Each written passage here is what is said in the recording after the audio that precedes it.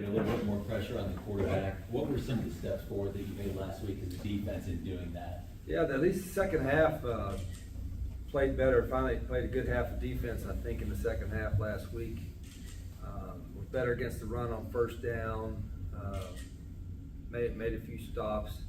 Still hadn't creating enough turnovers, but you're making progress. And again, I'm the worst guy to have patience, but with 7 or 8 new starters or whatever it is on defense, and then a new system. Every week I see a little bit of improvement and a little bit of steps that we're taking, which is good. We need to do that with one more non-conference game and then getting into our 8 conference games. I thought there was ways we got to get better, but and it was a long trip, a long game. Got back 3:30 in the morning or something. Time we get back, but turned the page, and now we're getting ready for a back home finally, and playing a very athletic, good team at our place. So it should be a good turnout. Outside of the athleticism, coach, share some thoughts on what you've seen out of Southern Miss in the field. Yeah, a typical Southern Miss team. Really big defensive linemen up front. They've always been known for that. Athletic skill guys on offense. So, and their coaching staff, they got a lot of experience there. I got a lot of respect for Will and his staff and the guys they got going on. So, should be a good ball game. Questions for Coach? Could you talk about what you've seen from their quarterbacks? Yeah, they played 3 of them in the last game. Rodemaker was a transfer in. He's a big, strong guy, can throw the ball, and then their athleticism when they put in number 3 was off the charts. I mean, he was really impressive as well. So I don't know, where they're at depth-wise or what their thoughts process was doing it. And defensively, we're gonna, you can't really have 2 different game plans. You got to kind of do what you do and then adjust to certain plays. If they're going to do some quarterback runs or whatever when number 3's in there, we got to be ready for that. Do you think there's maybe people overlook how important all the 4th, 5th, and 6th and 7th year seniors you guys had last year were to maybe the early success you guys had? A little bit of that, I'm seeing that. That's a good question.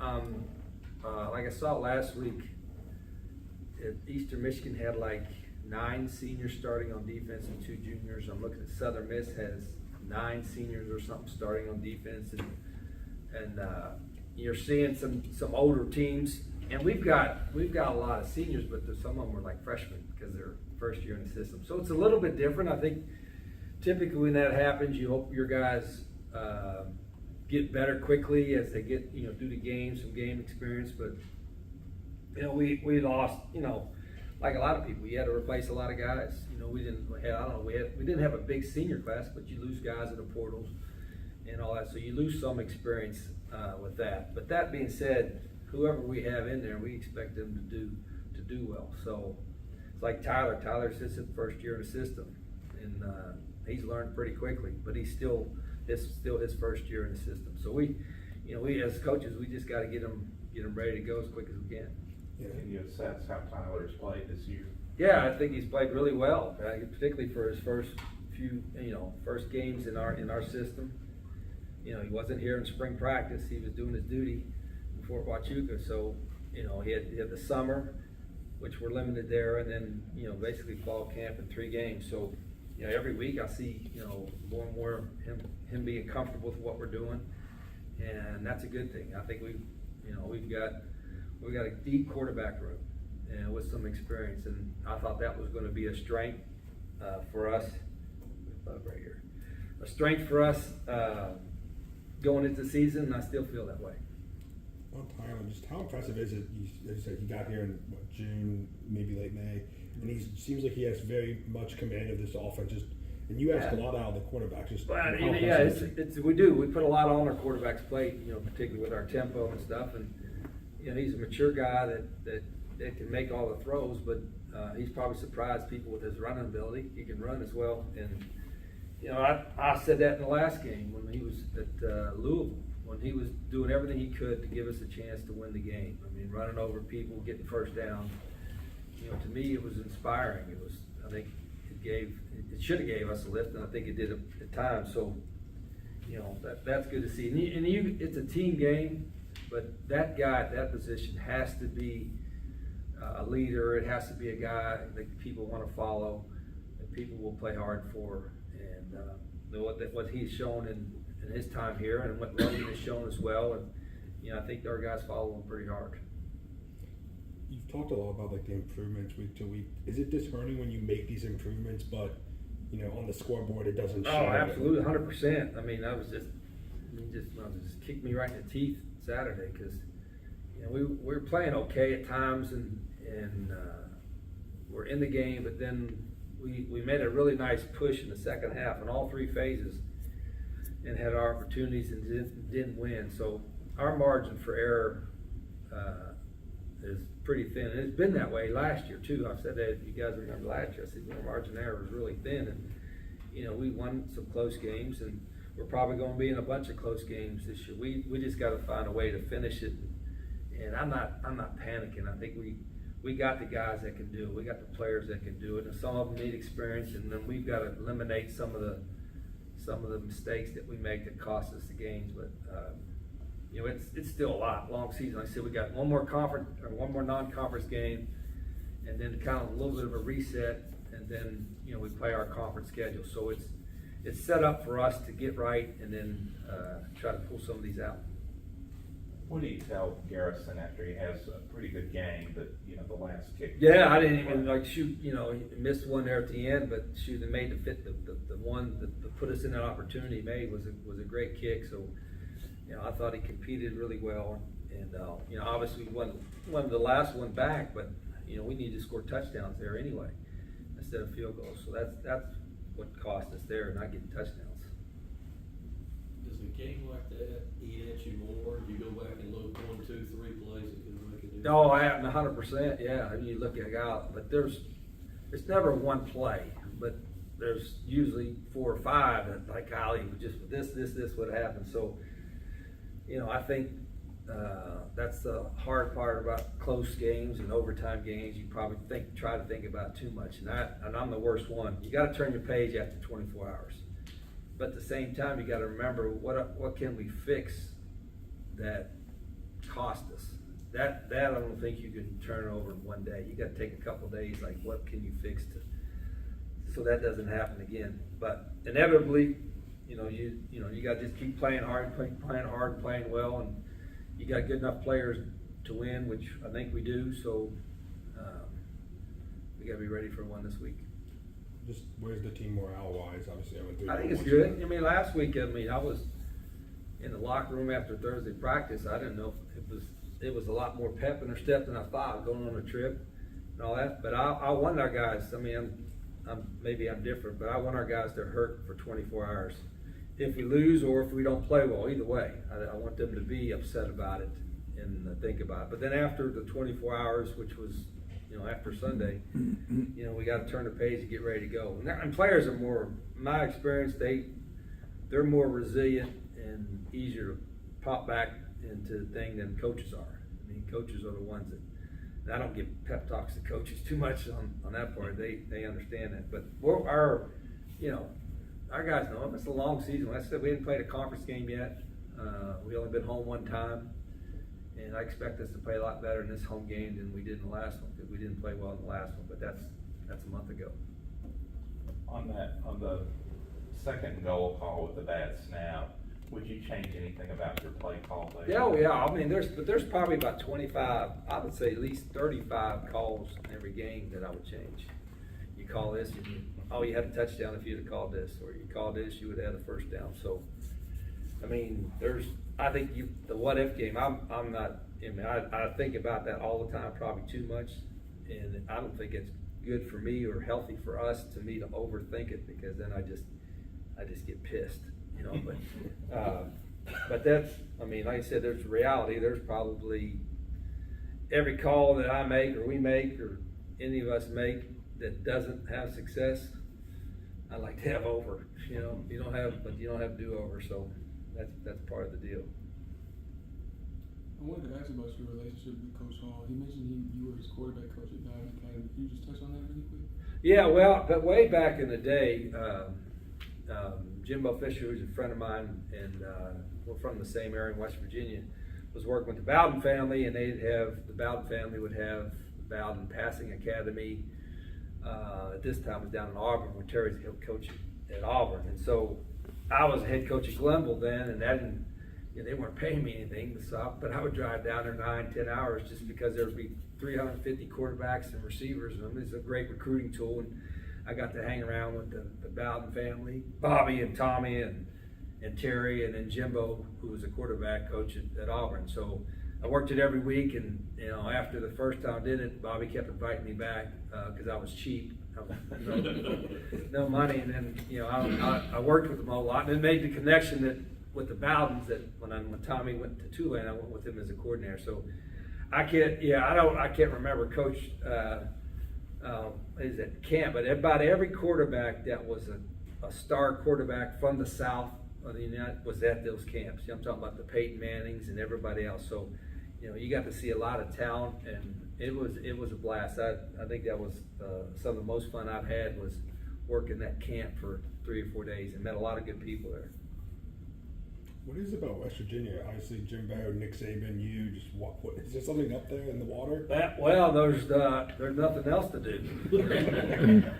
I mean, so Friday night football was a big deal, especially all the coal miner families. They'd come home and then they'd be the whole town, the little old towns. They'd all be excited about Friday night football, and so yeah, football was important, and everybody went out to do it. And you get hunt and fish. It's great hunting and fish. It's kind of very similar to Jacksonville, Alabama, the kind of the locale and what was popular to do in the town. And I hunt and fish a little bit, but I didn't really have the patience to hunt and fish, because if you weren't casting and you weren't catching something on every cast, or I didn't want to sit. I sat in a deer stand for 2 or 3 hours, and that would be about it for me.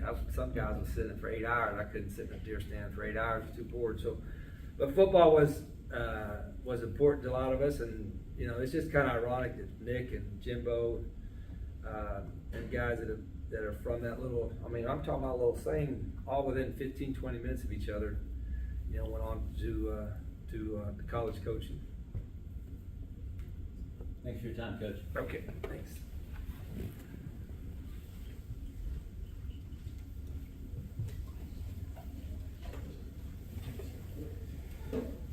Next up will be our punter, Jack Dawson.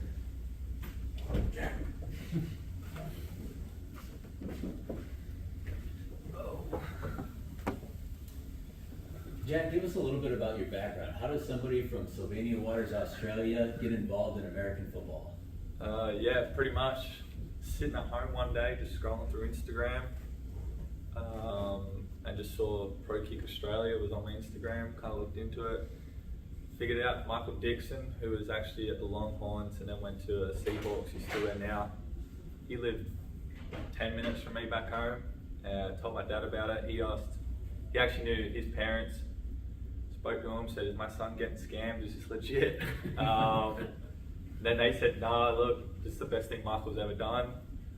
And yeah, I haven't looked back since then. So yeah, it's been an amazing experience since getting over here and going through all that. Coach has talked a lot about the specialists taking a lot of pride in their craft. Share with us some of the areas where you've improved the most in your punting game this year. Oh God, I don't really know. I don't really look too back at it. I just kind of try and look forward each game. Especially my first couple of years here, I'd look at my stats after every game, and they weren't as good as I wanted to. I'd harp on that forever, and I think just maturing in the system and not looking at that and growing has actually allowed me to become a much better punter instead of looking back and thinking about the previous kick instead of just letting it go and be like, all right, I've got one more kick, and just keep moving on. Questions for Jack? When we see you on the sidelines, on the field during warm-ups, it seems like you really enjoy being part of the team and being with the guys. Is that fair to say?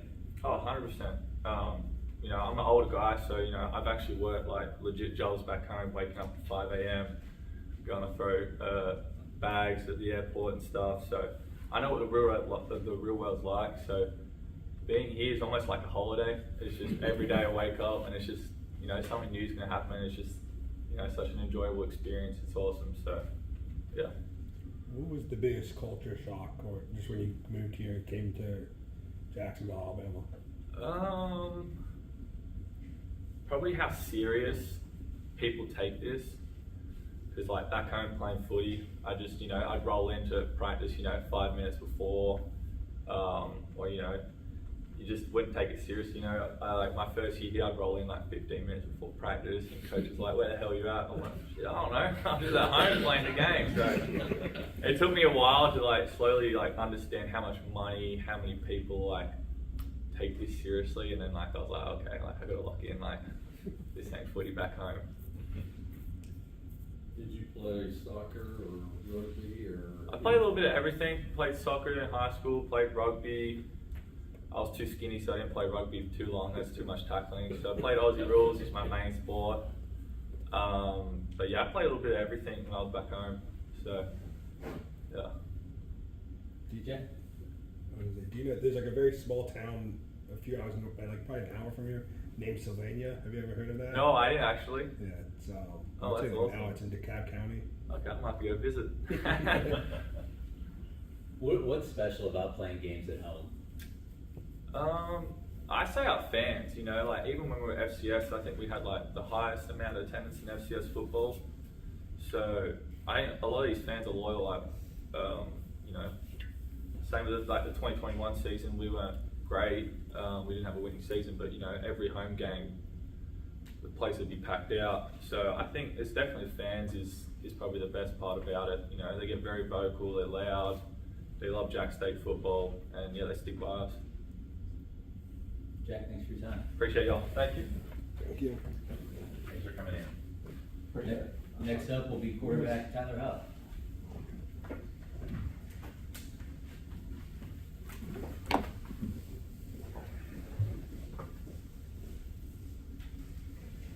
Tyler, talk a little bit about the process of learning and grasping this offense to the point where you're at now.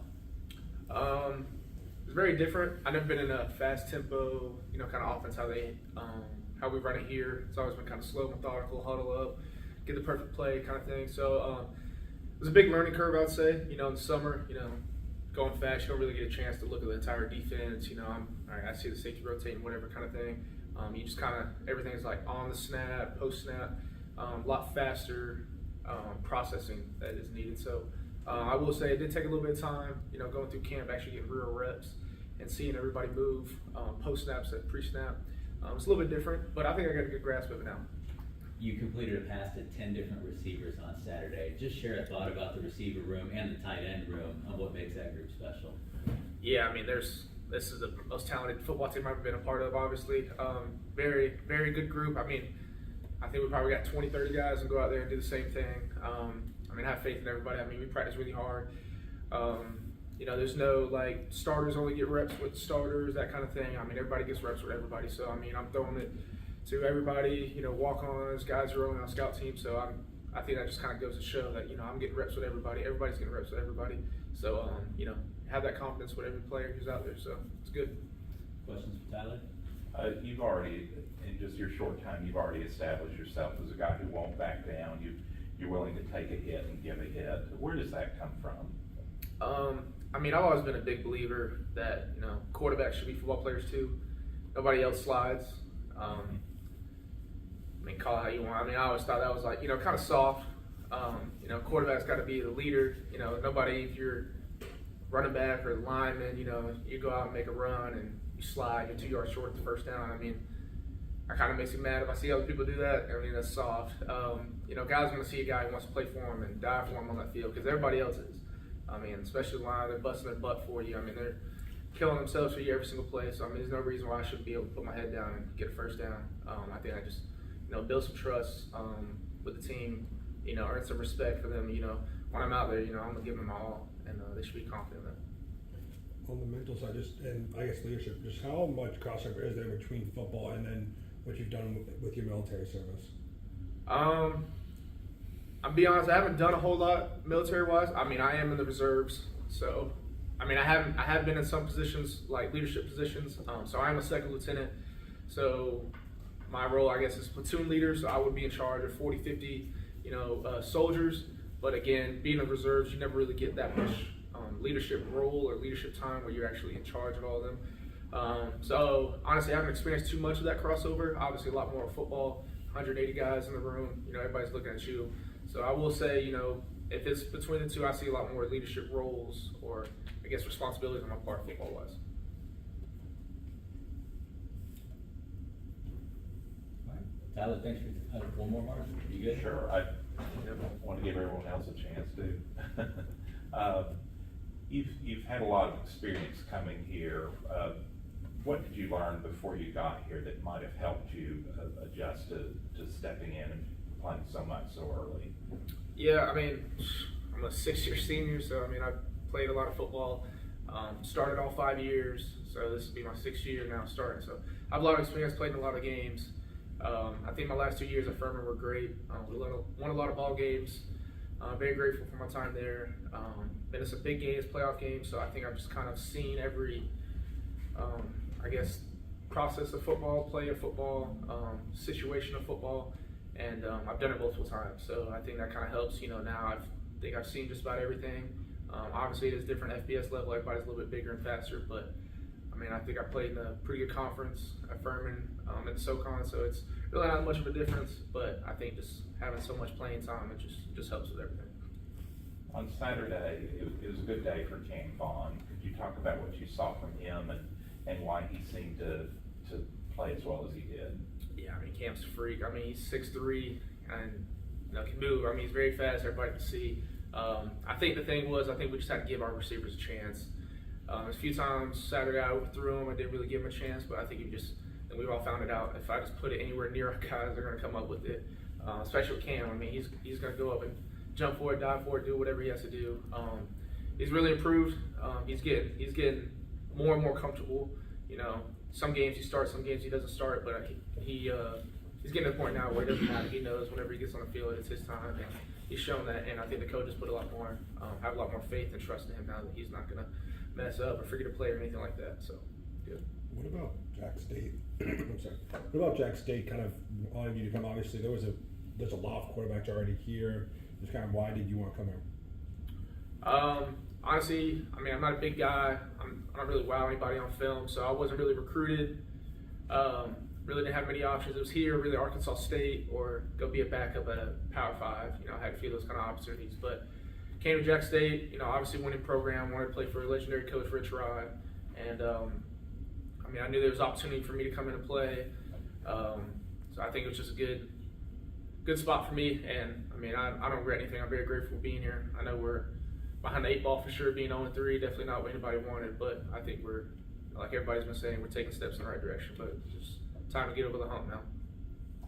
You had mentioned that the pace of play was something you had to adjust to. Can you talk about that adjustment and when you felt that you were really comfortable with it? Yeah, I think it was, honestly, I think whenever I just got maybe the full reins of the offense, I don't know how to put it. I've never been in a position where I had to play, split reps like that, how I did Coastal. Very, very hard to play like that. I understand why he did it. Again, I had to prove myself, so I completely understand it. But again, I just didn't really feel good in the pace and the offense. At that point, just, rotate every other drive was kind of tough. So I think Louisville game, whenever I kind of had my foot in the offense, I think everybody, I think I earned their trust a little bit, so they gave me the reins a little bit. I think at that point, whenever I understood kind of how Rich Rod, does his stuff in a game day now, how he runs his offense in the actual game. I think Louisville was the time where I got comfortable. Thanks for the time, Tyler. Appreciate you doing this. Thank y'all.